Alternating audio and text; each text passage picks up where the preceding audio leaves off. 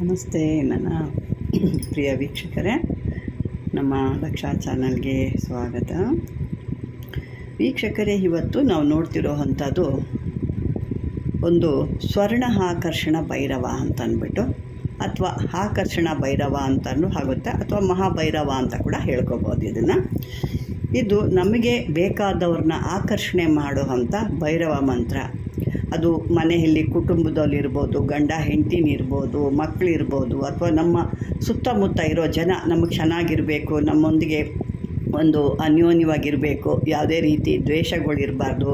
ಕೆಲವು ನೋಡಿರ್ತೀವಿ ನಾವು, ಅಕ್ಕಪಕ್ಕದ ಮನೆಯಲ್ಲಿ ಒಬ್ರನ್ನ ಕಂಡ್ರೆ ಒಬ್ರಿಗೆ ಆಗಲ್ಲ, ಅವ್ರ ಮೇಲೆ ಚಾಡಿ ಹೇಳೋದು. ಅಕಸ್ಮಾತ್ ಯಾವುದೋ ಒಬ್ರು ಏನೋ ಒಂದು ಅಡ್ರೆಸ್ ಕೇಳ್ಕೊಂಬಂದರು ಅಂದರೆ ಅವ್ರ ಮೇಲೆ ಚಾಡಿ ಹೇಳೋದು. ಅಕಸ್ಮಾತ್ ಅವ್ರ ಮೇಲೆ ಏನೋ ಒಂದು ಮನೆ ಖಾಲಿ ಇದೆ ಅಂದರೆ ಅದ್ರ ಬಗ್ಗೆ ಇಲ್ಲ ಸಲ್ಲದ್ದೆಲ್ಲ ಹೇಳಿ ಆ ಮನೆಗೆ ಬರ್ದಿರಂಗೆ ಮಾಡೋವಂಥದ್ದು.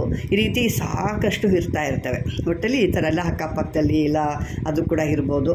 ಅಥವಾ ಮನೆಯಲ್ಲಿ ಗಂಡ ಹೆಂಡತಿ ದಂಪತಿರು ಅಂತ ಏನು ಹೇಳ್ತೀವಿ, ಅಥವಾ ಹೆಂಡತಿಗೆ ಗಂಡ, ಗಂಡನಿಗೆ ಹೆಂಡತಿ, ಈ ರೀತಿ ಒಬ್ರಿಗೊಬ್ರಿಗೂ ಮುಖ ಮನಸ್ಸು ಕೂಡ ಕೆಟ್ಟೋಗಿರ್ಬೋದು. ಅವ್ರಿಗೆ ಕೂಡ ಇದನ್ನು ಮಾಡಿಕೊಂಡಾಗ ಅದ್ಭುತವಾದಂಥ ಒಂದು ಮಹಾಭೈರವ ವಶ್ಯ ಅಥವಾ ಆಕರ್ಷಣ ಭೈರವ ಅಂತ ಕೂಡ ಹೇಳ್ತೀವಿ. ಇದನ್ನು ನಮಗೆ ಬೇಕಾದವ್ರನ್ನ ಕೂಡ ಆಕರ್ಷಣೆ ಅಂದರೆ ಬೇಕಾದವರು ಒಂದು ಕೆಟ್ಟ ಉದ್ದೇಶದಿಂದ ಅಲ್ಲ. ನೀವೆಲ್ಲೋ ಒಂದು ಕಡೆ ಜಾಬಲ್ಲಿದ್ದೀರಾ, ಅಥವಾ ಒಬ್ಬ ಬಾಸ್ ಅಥವಾ ಅಧಿಕಾರಿ ನಿಮ್ಮನ್ನು ಕಂಡ್ರೆ ಸಿಡಿದು ಬೀಳ್ತಾನೆ, ಅಥವಾ ನಿಮ್ಮನ್ನು ಕಂಡ್ರೆ ಆಗಲ್ಲ, ಅಥವಾ ನಿಮಗೇನೋ ಅವ್ರ ಕಡೆಯಿಂದ ಒಂದು ಕೆಲಸ ಆಗಬೇಕು, ಭಾಳ ದಿವಸದಿಂದ ತಿರುಗ್ತಿದ್ದೀರಾ ಅವ್ರ ಹಿಂದೆ, ಅವ್ರು ಇನ್ನೂ ನಾಳೆ ನೋಡೋಣ ನಾಡೋದು ನೋಡೋಣ ಅಂತಲೇ ಇರ್ತಾರೆ. ಈ ರೀತಿ ಎಲ್ಲ ಸಾಕಷ್ಟು ಇರ್ತವೆ. ಅಥವಾ ಸುತ್ತಮುತ್ತ ನಿಮ್ಮ ಒಂದು ಇದರಲ್ಲಿ ಕೂಡ ಜನ ಆಕರ್ಷಣೆ ಮಾಡಿಕೊಂಡಾಗ ಮನುಷ್ಯ ಎಲ್ಲ ಕಡೆ ಎಲ್ಲಿ ಚೆನ್ನಾಗಿರ್ತೀವೋ ಅಲ್ಲಿ ಎಲ್ಲ ರೀತಿಯಲ್ಲೂ ಒಂದು ಒಳ್ಳೆಯದೇ ಇರುತ್ತೆ.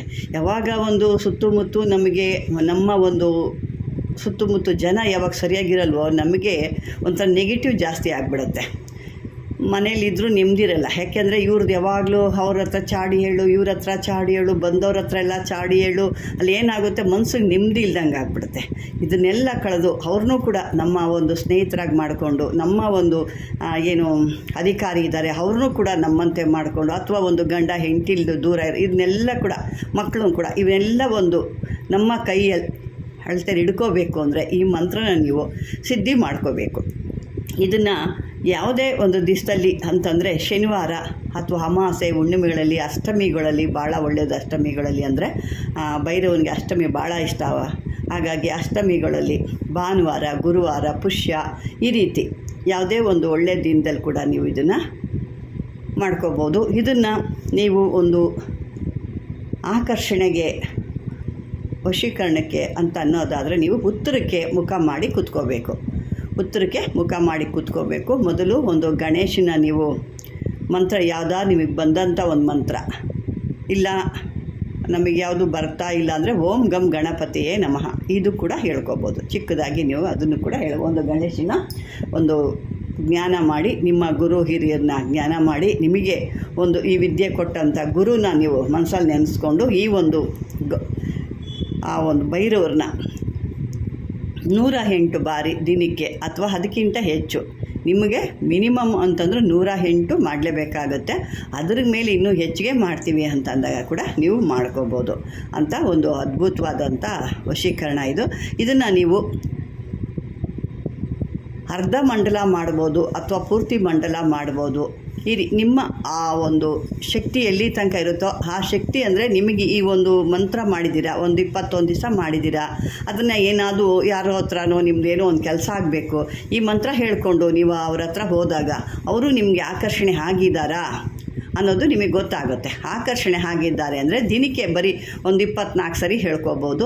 ಇಲ್ಲ ಆಕರ್ಷಣೆ ಆಗಿಲ್ಲ, ಇನ್ನೂ ನಮಗೆ ಅವರು ಏನು ಕೇಳ್ತಾ ಇಲ್ಲ ಅಂದರೆ ಮತ್ತೊಮ್ಮೆ ಇದನ್ನು ನೀವು ಕಂಟಿನ್ಯೂ ಮಾಡ್ಬೋದು. ಇದಕ್ಕೆ ಇಷ್ಟೇ ಹೇಳಬೇಕು ಅಷ್ಟೇ ಹೇಳಬೇಕು ಅನ್ನೋದೇನೂ ಇಲ್ಲ. ಇದು ಸಿದ್ಧಿ ಆಗೋವರೆಗೂ ನೀವು ಹೇಳ್ತಾ ಇರ್ಬೋದು. ಯಾಕೆಂದರೆ ಇದೆಲ್ಲ ಸಿದ್ಧಿ ಆಗಬೇಕು ಅಂದರೆ ಸ್ವಲ್ಪ ಇದಿರುತ್ತೆ. ಯಾಕೆಂದರೆ ಇದನ್ನು ದೀಕ್ಷೆ ತೊಗೊಂಡವ್ರಿಗೆ ಮಾತ್ರ ಒಂದು ಬೇಗ ಸಿದ್ಧಿ ಆಗುತ್ತೆ, ಇಲ್ದಿರೋರಿಗೆ ಇದು ಸ್ವಲ್ಪ ಲೇಟಾಗಿ ತೊಗೊಳುತ್ತೆ. ಹಾಗಾಗಿ ನಿಮಗೆ ಎಲ್ಲಿವರೆಗೂ ಕೆಲಸ ಆಗ್ತಾ ಇಲ್ಲ, ಅಥವಾ ಅವರು ನಮ್ಗೆ ಆಕರ್ಷಣೆ ಆಗ್ತಾಯಿಲ್ಲ ಅಂದಾಗ ಇದು ನಿಮಗೆ ಇನ್ನೂ ಸಿದ್ಧಿ ಆಗಿಲ್ಲ ಅಂತ ನೀವು ತಿಳ್ಕೊಬೇಕು.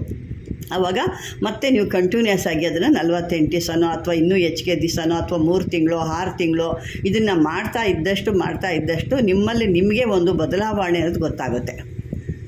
ನಿಮ್ಮನ್ನು ಜನ ನೋಡಿದಾಗ ಮೊದಲು ನೋಡ್ತಾ ಇದ್ದಿದ್ದಕ್ಕೂ ಆಮೇಲೆ ನೀವು ಈ ಸಿದ್ಧಿ ಮಾಡ್ಕೊಂಡಾದಮೇಲೆ ಅದು ನೋಡೋದಕ್ಕೂ ಭಾಳನೇ ವ್ಯತ್ಯಾಸ ಇರುತ್ತೆ. ಆವಾಗ ನಿಮಗೆ ಅನ್ಕೊತೀರ ಏನಿದು ಇಷ್ಟು ವ್ಯತ್ಯಾಸ ಇದೆಯಲ್ಲ ಅನ್ನೋದು ನಿಮಗೆ ಗೊತ್ತಾಗುತ್ತೆ. ಇದು ಒಳ್ಳೆ ಒಂದು ಇದಕ್ಕಾಗಿ ಇದನ್ನು ಮಾಡಿಕೊಂಡಾಗ ನಿಮಗೂ ಕೂಡ ಅದು ಅಷ್ಟೇ. ಇಲ್ಲಿ ಗಂಡ ಹೆಂಡತಿ ದಂಪತಿ ಸಮಸ್ಯೆ ಅಂತ ಕೂಡ ಹೇಳಿದ್ದೀನಿ. ಅವರು ಕೂಡ ಅಷ್ಟೇ, ಅವ್ರನ್ನ ಈ ಗಂಡ ಅಥವಾ ಹೆಂಡ್ತಿನ ಯಾವಾಗಲೂ ಸಿಡಿ ಅಂತಾರೆ, ಮನೆಗೆ ಬಂದರೆ ಗಲಾಟೆ ಮಾಡ್ತಿರ್ತಾ ಅಥವಾ ಹೆಂಡ್ತಿ ಯಾವಾಗಲೂ ಸಿಡುಗುಡ್ತಾ ಇರ್ತಾಳೆ ಅಂದರೆ ಕೂಡ ಅವ್ರಿಗೂ ಕೂಡ ನೀವು ಈ ಒಂದು ನೀರಿನಲ್ಲಿ ಇಟ್ಕೊಂಡು ಕೂಡ ಈ ಮಂತ್ರ ಹೇಳಿ ಅವ್ರು ಕುಡಿಸ್ಬೋದು ನಿಮಗೆ ಸಾಧ್ಯ ಆದರೆ. ಅಥವಾ ಏನಾದ್ರು ತಿಂಡಿ ಏನಾದ್ರು ಹೊರಗಡೆಯಿಂದ ತಂದು ಕೊಡ್ತೀರಾ ಹೆಂಡ್ತಿಗೆ ಅಂದಾಗ ಅಲ್ಲೇ ನೀವು ಆ ಮಂತ್ರನ ಹೇಳಿ ಆ ತಿಂಡಿನ ತಂದು ಕೊಡ್ಬೋದು ಅವ್ರಿಗೆ. ಈ ರೀತಿ ಕೂಡ ಮಾಡ್ಬೋದು. ಒಂದು ಮಂತ್ರದಲ್ಲಿ ಹಲವಾರು ಕೆಲಸಗಳನ್ನ ಇದನ್ನು ಮಾಡ್ಬೋದು ನೀವು. ಅಂದರೆ ಆ ಮಾಡೋ ಒಂದು ತಂತ್ರ ನಿಮಗೆ ಗೊತ್ತಿರಬೇಕಷ್ಟೇ. ಇಲ್ಲಾಂದರೆ ಸುಮ್ಮನೆ ಮಾಡ್ತಾನೆ ಇರ್ತೀವಿ ಅಂದರೆ ಏನೂ ಆಗಲ್ಲ. ಆ ತಂತ್ರ ಆ ಒಂದು ಮಾಡೋ ರೀತಿ ನಿಮಗೆ ಗೊತ್ತಾಗ್ಬಿಟ್ರೆ ಆರಾಮಾಗಿ ನೀವು ಮಾಡ್ಕೊಂಡು ಹೋಗ್ತೀರ. ಇದರಲ್ಲಿ ಇನ್ನೂ ಸಾಕಷ್ಟು ಇದ್ದಾವೆ. ಭೈರವರ ಯಂತ್ರದಲ್ಲಿ ಆಕರ್ಷಣೆ ಇದೆ. ಈಗ ಇನ್ನೂ ಕೆಲವೊಂದು ಮಂತ್ರ ತಂತ್ರಗಳು ಕೂಡ ಇರ್ತವೆ. ಇವನ್ನೆಲ್ಲ ನೀವು ಮಾಡ್ಕೊಂಡು ಹೋದಾಗ ಅದ್ಭುತವಾದಂಥ ಒಂದು ಕೆಲಸ ಮಾಡ್ಕೊಂಡು ಹೋಗ್ಬೋದು. ಸಾಕಷ್ಟು ಜನ ಕೇಳ್ತಾ ಇದ್ದರು ಮಕ್ಕಳ ವಿದ್ಯಾಭ್ಯಾಸಕ್ಕಾಗಿ ಕೊಡಿ ಅಂತ. ಆದಷ್ಟು ಕೊಟ್ಟಿದ್ದೀನಿ. ಯಾಕೆಂದರೆ ವಿದ್ಯಾಭ್ಯಾಸಕ್ಕೆ ಅಂತಂದರೆ ಜಾಸ್ತಿ ಅದಕ್ಕೆ ತಲೆ ಕೆಡಿಸ್ಕೊಳ್ಳಲ್ಲ ಜನ. ಯಾವುದಿದು ಇಂಥದಕ್ಕೆ ಮಾತ್ರ ತಲೆ ಕೆಡಿಸ್ಕೊಳ್ತಾರೆ. ಹಂಗಾಗಿ ಮತ್ತು ಇಲ್ಲಿ ಒಂದು ಚಿಕ್ಕದಾಗಿ ನಾನು ನಿಮಗೆ ಯಾವುದಾದ್ರೂ ಒಂದು ಮಾರಾಟ ಮಾಡಬೇಕು ಅಂದಾಗ ಅಥವಾ ಧನ ಪ್ರಾಪ್ತಿ ಯೋಗಕ್ಕೆ ಅಥವಾ ನೀವು ಯಾವುದಾದ್ರೂ ಒಂದು ಜಮೀನು ಸೈಟು ಅಥವಾ ಏನೋ ಒಂದು ಮಾರಾಟ ಮಾಡಬೇಕು ಅಂದಾಗ ಈ ಒಂದು ವಸ್ತುನ ನಿಮ್ಮ ಮನೇಲಿ ತಂದು ಇಟ್ಕೊಳ್ಳಿ. ಈ ಬಾವಲಿಗಳು ಅಂತ ಹೇಳ್ತೀವಿ, ಬಾವಲಿಗಳು ಬ್ಯಾಟ್ ಅಂತ ಹೇಳ್ತಾರೆ ಇಂಗ್ಲೀಷಲ್ಲಿ. ಅದನ್ನು ನೀವು ಈ ಒಂದು ಬಾವಲಿಗಳು ಅಥವಾ ಇಂಗ್ಲೀಷಲ್ಲಿ ಅದನ್ನು ಬ್ಯಾಟ್ ಅಂತ ಹೇಳ್ತೀವಿ. ಈ ತಲೆ ಕೆಳಗಡೆ ಹಾಕಿ ಕಾಲು ಮೇಲ್ಗಡೆ ಹಾಕಿ ಅದು ಮರದಲ್ಲಿ ನೇತಾಡ್ತಾ ಇರುತ್ತೆ ನೋಡಿ. ಅದು ಸಾಮಾನ್ಯಗೆ ಎಲ್ಲರಿಗೂ ಗೊತ್ತಿರುತ್ತೆ ಬಾವಲಿಗಳು ಅಂದರೆ. ಅದು ಯಾವ ಗಿಡದಲ್ಲಿ ವಾಸವಾಗಿರುತ್ತೋ ಆ ಗಿಡದ ಮುಂದೆ ಹೋಗಿ ಶನಿವಾರದ ದಿವಸ ಶನಿವಾರ ಈ ಸಂಜೆ ಹೊತ್ತು ಒಂದು ದೀಪನ ಬೆಳಗ್ಗೆ ಒಂದು ಹತ್ತಿಸ್ಬಿಟ್ಟು ಅಲ್ಲಿ ದೀಪ ಒಂದು ಹಚ್ಚಿಟ್ಟು ಬರಬೇಕಾದ್ರೆ ಅದಕ್ಕೊಂದು ಆಮಂತ್ರಣ ನೀಡಿಬಿಟ್ಟು ಬರಬೇಕು. ನನ್ನ ಈ ಯಾವುದೋ ಒಂದು ಮಾರಾಟ ಕಾರ್ಯಕ್ಕಾಗಿ ನಿನ್ನ ತೊಗೊಂಡು ಹೋಗ್ತಾ ಇದ್ದೀನಿ ಅಂತ ಹೇಳಿಬಿಟ್ಟು ಅದಕ್ಕೆ ಒಂದು ಆಮಂತ್ರಣ ಕೊಟ್ಟು ಅಕ್ಷತೆ ಕೊಟ್ಟು ಅದಕ್ಕೆ ಪ್ರಾರ್ಥನೆ ಮಾಡ್ಕೊಂಡು ನೀವು ಬರಬೇಕು. ನಂತರ ಇದನ್ನು ಮನಸ್ಸಿನಲ್ಲಿ ಹೇಳ್ಕೊತ ಈ ಭಾನುವಾರ ದಿವಸ ಆ ಗಿಡದ್ದು ಅದು ಯಾವುದಾದ್ರೂ ಆಗಲಿ, ಇಂಥ ಗಿಡ ಅಂತ ಏನಿಲ್ಲ, ಆ ಗಿಡದ ಒಂದು ರೆಂಬೆ ಅಂತ ಏನು ಹೇಳ್ತೀವಲ್ಲ, ಕೊಂಬೆ ರೆಂಬೆ ಅಂತೇಳಿ ಆ ರೆಂಬೆನ ಮುರ್ಕೊಂಡು ತರಬೇಕು. ಅಂದರೆ ಈ ವಿಷಯನ ನೀವು ಯಾರಿಗೂ ಹೇಳ್ಕೊಡ್ದು, ಇದನ್ನು ತಿರುಗಿ ಕೂಡ ನೋಡಬಾರ್ದು. ಮುರ್ಕೊಂಡು ಆದಮೇಲೆ ಯಾರಿಗೂ ಹೇಳ್ಬಾರ್ದು. ಇದನ್ನು ಬಂದ ನಂತರ ಈ ಒಂದು ರೆಂಬೆ ಕೊಂಬೆನ ಮುರ್ಕೊಂಬಂದು ಅದನ್ನು ಎದುರುಗಡೆ ಇಟ್ಕೊಂಡು ಈ ಮಂತ್ರ ನೀವು 505 ಸರಿ ಜಪ ಮಾಡಬೇಕು. ಜಪ ಮಾಡಿ ನಂತರ ಇದರ ಕೆಲವು ಎಲೆಗಳನ್ನ ತೊಗೋಬೇಕು. ಅದು ಹೇಳಿದೆಲ್ವ ಯಾವುದಾದ್ರೂ ಪರವಾಗಿಲ್ಲ ಅಂತ, ಅದ್ರ ಎಲೆಗಳನ್ನ ಕೂಡ ತಗೊಂಡು ಸ್ವಲ್ಪ ಅವರು ಏನು ಕಾಲು ಕಡೆ ಕೂತ್ಕೊಂಡು ಒಂದು ಜ್ಞಾನ ಮಾಡ್ತಾರಲ್ವ ಅಥವಾ ಜಪ ಮಾಡ್ತಿರಲ್ವ ಆ ಕಾಲು ಕಡೆ ಆಸನದ ಕಡೆ ಇಟ್ಕೋಬೇಕು. ಇದನ್ನು ಅದರ ಮೇಲೆ ಕೂತ್ಕೋಬೇಕು.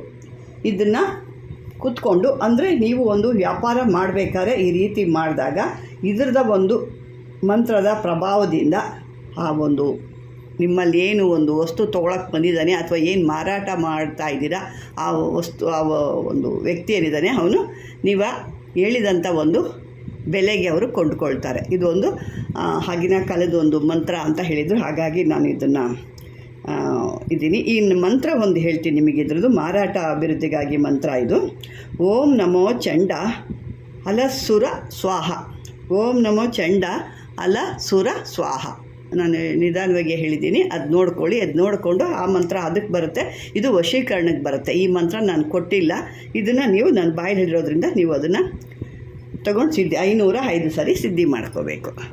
ವೀಕ್ಷಕರೇ, ಈ ಒಂದು ಮಂತ್ರಗಳಿಂದ ಅಥವಾ ತಂತ್ರಗಳಿಂದ ನಿಮಗೆ ಏನಾದರೂ ಲಾಭ ಆಗಿದೆ ಅಂದ್ಕೊಂಡಿದ್ದೀನಿ. ಆಗಿದ್ದರೆ ಒಳ್ಳೆಯದಾಗಿದೆ ಅಂದರೆ ಖಂಡಿತ ಇದನ್ನು ಮಾಡಿ ಇದ್ರ ಫಲ ನೋಡ್ಕೊಂಡು ನನಗೆ ಕಮೆಂಟ್ ಹಾಕಿ ಅಂತ ಹೇಳ್ತೀನಿ. ಯಾಕೆಂದರೆ ಇದೆಲ್ಲ ಕೆಲವೊಂದು ಮಾಡಿರೋ ಅಂಥದ್ದು ಕೆಲವ್ರಿಗೆ ಆಗಿದೆ ಇದು. ಹಾಗಾಗಿ ನೀವು ಒಂದ್ಸರಿ ನಿಮ್ಮಲ್ಲಿ ಯಾವುದಾದ್ರು ಒಂದು ಮಾರಾಟ ಮಾಡೋ ವಸ್ತು ಇದ್ದರೆ ಖಂಡಿತ ಇದನ್ನು ಪ್ರಯತ್ನ ಮಾಡಿ ನೋಡಿ. ಆ ಟೈಮಲ್ಲಿ ಆಗಿದ್ರೆ ಮತ್ತೊಮ್ಮೆ ಪ್ರಯತ್ನ ಮಾಡಿ, ಆಗ ನಿಮ್ಗೆ ಯಾವುದಾದ್ರು ಒಂದು ಫಲ ಸಿಕ್ಕುತ್ತೆ. ಖಂಡಿತ ಈ ಥರ ಆದಾಗ ನಮಗೂ ಒಂದು ಕಾಮೆಂಟ್ ಹಾಕಿ ಅಂತ ಹೇಳ್ತಾ ಇಷ್ಟಕ್ಕೆ ಇದುವರೆಗೂ ನನ್ನ ಒಂದು ವಿಡಿಯೋನ ನೀವು ನೋಡಿದ್ದಕ್ಕೆ ಧನ್ಯವಾದಗಳು.